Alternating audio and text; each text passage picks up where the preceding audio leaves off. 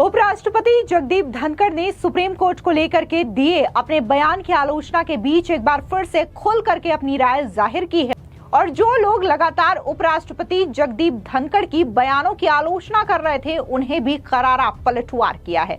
दरअसल आपको बता दें कि उपराष्ट्रपति जगदीप धनखड़ ने कहा कि संसद में लोकतंत्र सुप्रीम है और उससे ऊपर कोई भी अथॉरिटी नहीं है। उन्होंने कहा कि संविधान कैसा होगा और उसमें क्या संशोधन होने हैं ये तय करने का पूरा अधिकार सांसदों को है, उनके ऊपर कोई भी नहीं है। उपराष्ट्रपति का ये दो टूक बयान तब सामने आया जबकि उनकी सुप्रीम कोर्ट को लेकर के की गई टिप्पणी एक वर्ग में आलोचना का विषय बनी हुई है। उन्होंने तमिलनाडु विधानसभा से पारित कई विधेयकों के राज्यपाल के पास लंबित होने के मामले में सुप्रीम कोर्ट के एक फैसले का जिक्र करते हुए ये सवाल खड़े किए थे।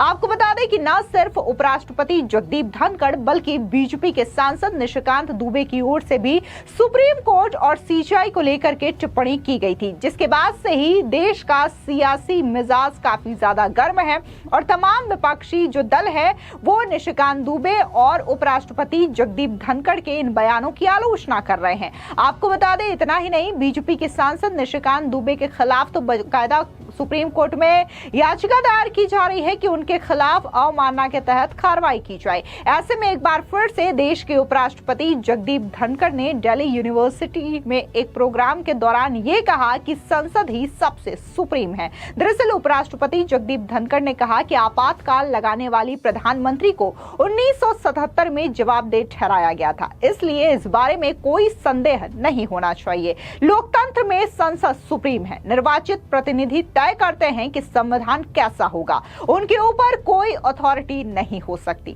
Constitution is encapsulated, its essence, its worth, its nectar in preamble of the Constitution.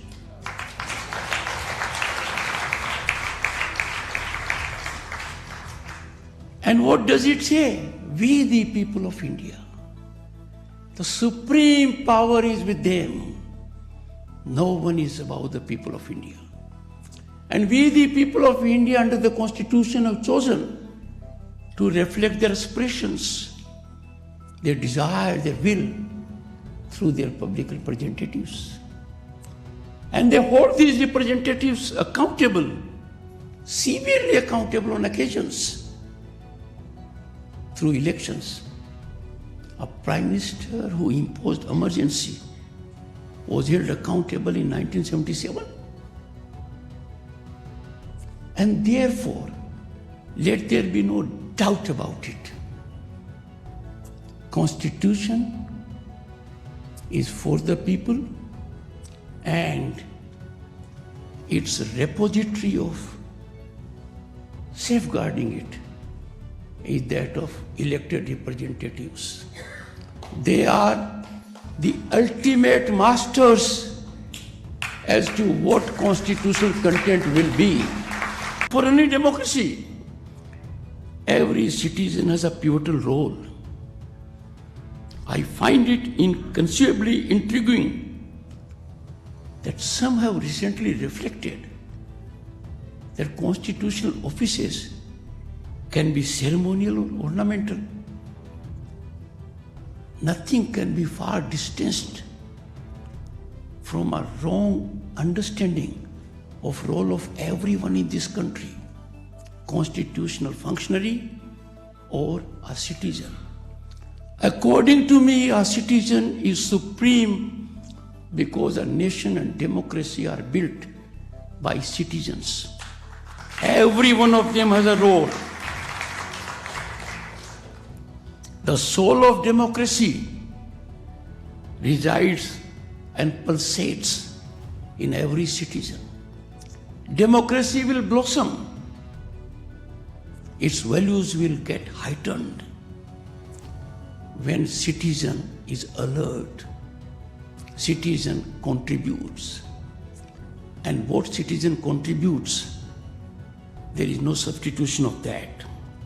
आपको बता दें कि इससे पहले भी उपराष्ट्रपति जगदीप धनखड़ ने बयान दिया था और ये कहा था कि सुप्रीम कोर्ट जो है वो राष्ट्रपति को आदेश नहीं दे सकता, सुप्रीम कोर्ट सुपर संसद बनने का काम कर रहा है। दरअसल उन्होंने कहा था कि कैसा समय देखना पड़ रहा है कि सुप्रीम कोर्ट अब राष्ट्रपति को आदेश दे रहा है। अब राष्ट्रपति को तय समय सीमा में काम करने के लिए सुप्रीम कोर्ट कह रहा है और बिलों पर फैसले की बात कर रहा है। अदालत कह रही है कि यदि राष्ट्रपति ने फैसला नहीं लिया तो फिर विधेयकों को लागू नहीं माना जाएगा। ऐसी स्थिति है कि संसद को अदालत ही चलाना चाहती है। अदालत ने तमिलनाडु केस में फैसला देते हुए संविधान के आर्टिकल 142 की शक्तियों का इस्तेमाल किया था और कहा था कि इसके तहत उनके पास पावर है कि वे जनहित में कोई भी फैसला ले सकते हैं जो पूरे देश पर लागू होता है। इस पर भी उपराष्ट्रपति ने कहा कि अदालत के हाथ आर्टिकल 142 के तौर पर एक परमाणु लग गया है। वहीं इस बयान को लेकर के भी उपराष्ट्रपति महोदय ने टिप्पणी की। उन्होंने कहा कि मैंने जो बयान दिया था वो देश हित में था। जगदीप धनखड़ ने कहा कि संवैधानिक पद पर बैठे हर व्यक्ति का बयान राष्ट्र के परम हित में होता है। उपराष्ट्रपति ने अब फिर से कहा कि लोकतंत्र में संसद सुप्रीम है, निर्वाचित प्रतिनिधि तय करते हैं कि संविधान कैसा होगा, उनके ऊपर किसी भी तरीके की अथॉरिटी नहीं हो सकती। आप भी सुनिए कि जब सुप्रीम कोर्ट का फैसला राष्ट्रपति की समय सीमा को लेकर के आया था तब पहली बार जो बयान उपराष्ट्रपति की ओर से दिया गया था वो क्या कुछ था। Not have situation where you direct President of India and on what basis? The only right you have under the Constitution is to interpret the Constitution under Article 145(3). There it has to be 5 judges or more. Boys and girls, when Article 145(3) was there, the number of judges in the Supreme Court was 8. 5 out of 8. Now 5 out of 30 and odd. But forget about it. The judges who issued a mandamus virtually to the President and presented a scenario it will be law of the land, have forgotten the power of the Constitution. How can that combination of judges deal with something under Article 145(3) is preserved? It was then for 5 out of 8. We need to make amends in that also now.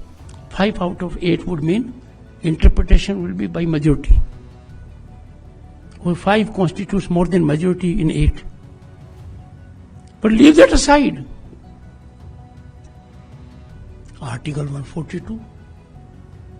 Article 142 has become a nuclear missile against democratic forces. Available to judiciary 24/7.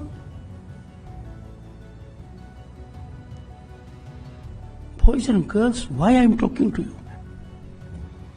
You are the future. You are the stakeholders. I am not addressing only you. I am addressing the entire youth of the country. In IITs, in IIMs, Institute of Excellence, colleges, universities, schools. We have to believe in the nation. We have to believe in the power of we the people. And the power is reflected only through representatives. We have lost track. आपको बता दें कि उपराष्ट्रपति के बयान की आलोचना तमाम विपक्षी दलों की ओर से की गई। इसमें सबसे पहले नंबर पर राज्यसभा सांसद और सीनियर एडवोकेट कपिल सिब्बल ने भी की थी। उन्होंने कहा था कि उपराष्ट्रपति का बयान सुप्रीम कोर्ट नाम की संस्था को कमजोर करने वाला है और इसी के साथ ही देखने को मिला कि बीजेपी के सांसद निशिकांत दुबे ने भी बयान दिया और उन्होंने ये कहा कि अगर सुप्रीम कोर्ट ही तमाम विधेयकों पर फैसले लेने लगे तब तो संसद को ही बंद कर देना चाहिए। इतना ही नहीं, उन्होंने एक और बयान दिया जहां पर उन्होंने सीजीआई संजीव खन्ना को लेकर के कहा कि आज जो देश में सिविल वॉर जैसी कंडीशन है वो सीजीआई संजीव खन्ना की वजह से है, जिसके बाद निशिकांत दुबे के खिलाफ अवमानना की कार्रवाई की मांग विपक्षी लोगों की ओर से की जा रही है। दरअसल आपको याद दिला दें कि सुप्रीम कोर्ट ने 8 अप्रैल को तमिलनाडु गवर्नर और राज्य सरकार के केस में गवर्नर के अधिकार की सीमा तय कर दी थी। जस्टिस जेपी पारदीवाला और जस्टिस आर महादेवन की बेंच ने कहा था कि राज्यपाल के पास कोई वीटो पावर नहीं है। सुप्रीम कोर्ट ने सरकार के 10 जरूरी बिल को राज्यपाल की ओर से रोके जाने को अवैध भी करार दिया था। इसी फैसले के दौरान अदालत ने राज्यपालों की ओर से राष्ट्रपति को भेजे गए बिल पर भी स्थिति स्पष्ट करने को कहा था। सुप्रीम कोर्ट ने कहा था कि राज्यपाल की ओर से भेजे गए बिल पर राष्ट्रपति को 3 महीने के भीतर फैसला लेना होगा। यह ऑर्डर 11 अप्रैल को सार्वजनिक किया गया। आपको बता दें कि जिस तरीके से सुप्रीम कोर्ट पर ये जो टिप्पणी उपराष्ट्रपति हो या फिर बीजेपी के सांसद निशिकांत दुबे की ओर से की गई है, उसको लेकर के विपक्षी इस तरीके से हंगामा क्रिएट कर रहे हैं और ये कह रहे हैं कि बीजेपी जो है वो सुप्रीम कोर्ट का सम्मान नहीं करती या फिर सीजीआई का सम्मान नहीं करती। संवैधानिक अधिकारों को लेकर के इस तरीके की बयानबाजी करना कहीं ना कहीं लोकतंत्र को खतरे में डालने जैसा है। लेकिन वहीं दूसरी ओर बीजेपी के तमाम नेताओं ने भी इस पर करारा पलटवार करते हुए ये कहा कि कम से कम कांग्रेस को ये बोलने से पहले अपने अतीत में झांकना जरूर चाहिए। फिलहाल इस पूरी खबर पर आपकी क्या राय है, कमेंट सेक्शन में जरूर बताएं। धन्यवाद।